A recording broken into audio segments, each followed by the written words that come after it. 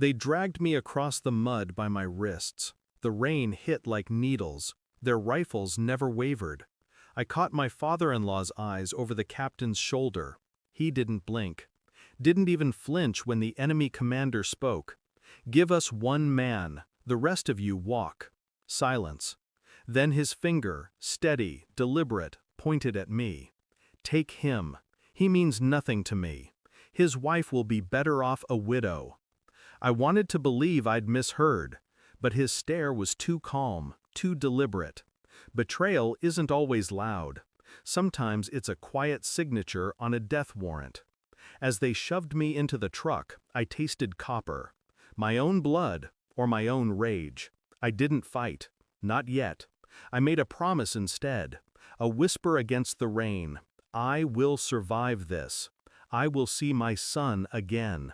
And I will return for him, the man who handed me over. Captivity stripped time from me. Days folded into nights without names. Interrogations, restraints, the smell of rust and sweat.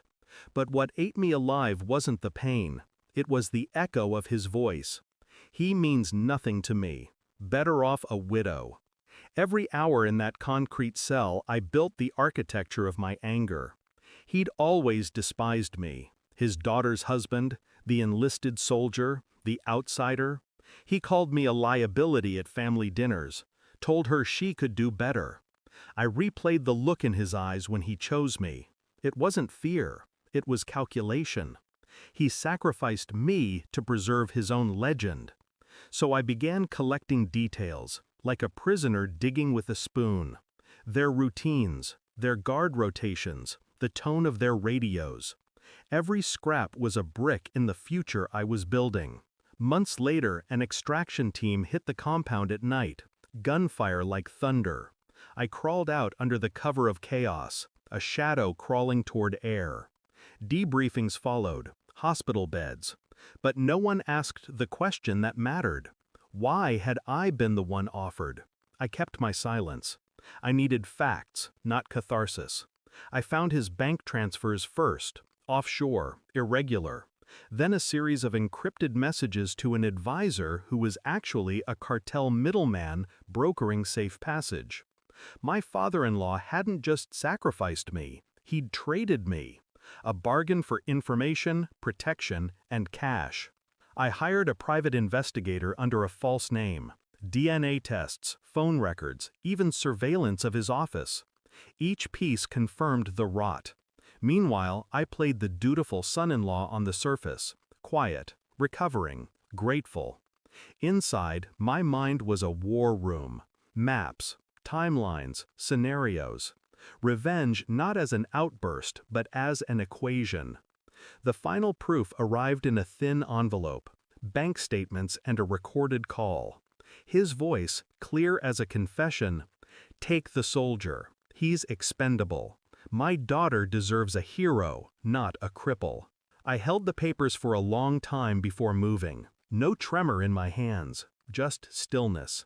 This was the moment the rage crystallized into something sharper. That night at dinner, he laughed over wine. My wife watched us both, sensing a storm but not its direction. I slid the envelope across the table. "Read it," I said.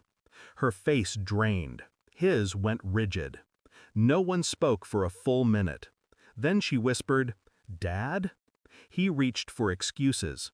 I reached for nothing. He had already confessed, even without words. All I gave him was silence. Silence and a stare colder than the room we'd first met in. I didn't threaten. I didn't yell. I simply laid out the new order of things. The properties he'd hidden overseas, already frozen. His security clearance, revoked. The board of his company, receiving the evidence by courier at dawn. "I told you once," I said softly, "I'd give you my loyalty. You traded it for your survival. Now you own what you built." His hands shook.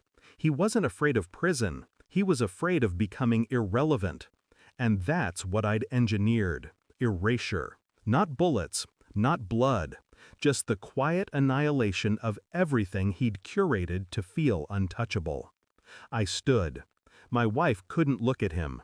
She only stared at me, a silent question between us. I walked out, left the papers like ashes on the table. Now, months later, I live on the other side of the country. My son visits on weekends. We hike in silence, but it's a clean silence. My wife writes letters she never sends. Sometimes I think about the cell, the mud, the rain. But mostly, I think about the moment he pointed at me. How simple it was for him to condemn a man he called family. Revenge didn't taste like fire. It tasted like metal, cold, exact. I didn't rescue my honor with a gun. I dismantled his, piece by piece. The last thing I told him, my only real goodbye, was a whisper at the courthouse steps. I survived. Then I turned and walked away, my boots silent against the stone, leaving him in the shadow of his own ruin. I didn't need to kill him. I only needed him alive long enough to watch everything he valued burn without a single match in my hand. Thanks for watching. Don't forget to like, share, and comment. Subscribe now to Cheating Stories Insight World for more amazing stories.